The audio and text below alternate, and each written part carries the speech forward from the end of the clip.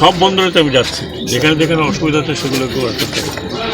এগুলো যেহেতু কন্ট্রাকচুয়াল বন্দর, কন্ট্রাক্ট দেওয়া হয়েছে, কাজে এই কন্ট্রাকচুয়াল বন্দরকে আরও কীভাবে উন্নত করা যায়, আমরা তো কন্ট্রাক্ট হয়ে গেছে, এটা আর অল্টার করতে পারবো না। অন্যান্য যেগুলো আমরা পরিচালনা করছি, গভর্নমেন্ট পরিচালনা করছে, ঠিক আছে, সেগুলি কিন্তু অনেক আধুনিকায়ন হচ্ছে।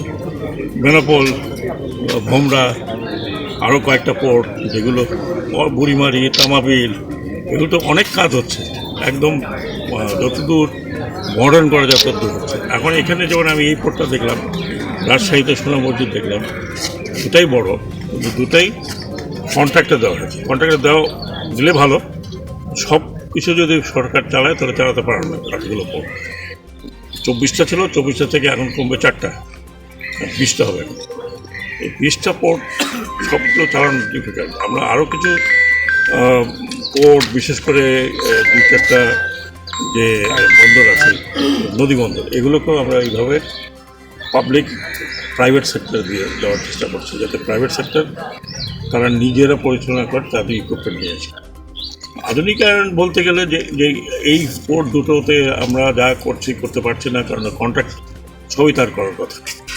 এখানে কিছু অব্যবস্থার কথা শুনলাম, সেগুলো আমি চেয়ারম্যান সাহেবকে বলেছি খতিয়ে দেখার জন্য।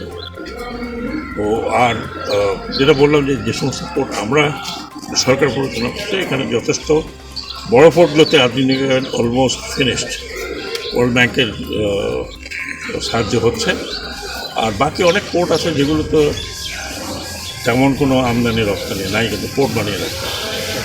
এবং আমি 4টা বন্ধ করতে পেরেছি, বন্ধ করতে এখন 8টা, কিন্তু 8টা থেকে 4টা ছিল। এখন অনেক পোর্ট আছে। এখন 20টা পোর্ট যদি আমি বলি, 20টা পোর্টের মধ্যে কার্যকর হতো 12টা 14টার বেশি চাই। এইসব পোর্ট আধুনিকায়ন করে কী হবে? এক পয়সা যেখানে সারা বছরে 10,000, 15,000, 20,000, 30,000 টাকা আনবে, খরচ হচ্ছে তার থেকে আরও বেশি। ওগুলো তো যেগুলো কার্যকরী বড় কিন্তু আমার সাবজেক্ট না, এটা আমি জানবো না। এটা বাণিজ্য মন্ত্রণালয়ের সাথে কথা বলতে হবে। বাণিজ্য মন্ত্রণালয় বলেন, আমি বাণিজ্য মন্ত্রণালয় জানতে পারবো। 4টা বন্ধ করেছি, 4টা আমি তো বন্ধ। বাকিগুলো দেখা যাক, বাকিগুলো নিয়ে আমি কথা বলবো। আরও কিছু কয়েকটা আছে, এগুলো অলাভজনক। মানে কি, কিছু হয় না তো। অলাভজনক তখন হবে যখন এটা আসা যাওয়া হবে, কিছু হবে, মালামাল আসবে, তখন না বুঝবো যে অলাভজনক না লাভজনক। নাই যখন কিছু খুবই কম, হয়তো সারা বছরে খুঁজে গেছে, দেখা গেলো যে 20,000, 30,000, 40,000 টাকা অত আর্ন হচ্ছে, বা 1 লাখ 1.5 লাখ টাকা।